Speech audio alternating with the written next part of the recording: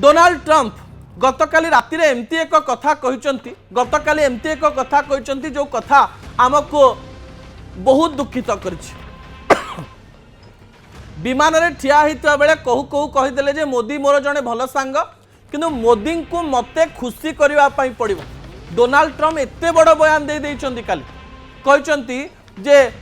भारत रूस ठारू तेल किनिबा टिके कमेइलानी भविष्यत रे जदि मोदी मते खुशी न करंती ताहाले भविष्यत रे आहुरी तारीफ बढ़ी जाई पारे। अर्थात सीधा सड़क भाव में डोनाल्ड ट्रंप भारत को धमक दबा आरंभ कले एवं धमक दबा आड़ से या कहवाई चेष्टा करिसंती मु होउची शक्तिशाली मते जदि जे खुशी न करि परिबो से विश्व रे रही परिबो नाही।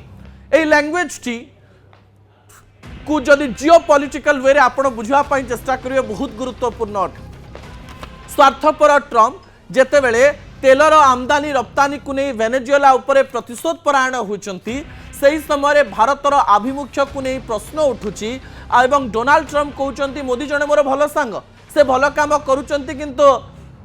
ही has to make me happy मते से खुशी करबा पई पड़िबो। अर्थात रूस सहित संपर्क को एते बढ़ेले मोदी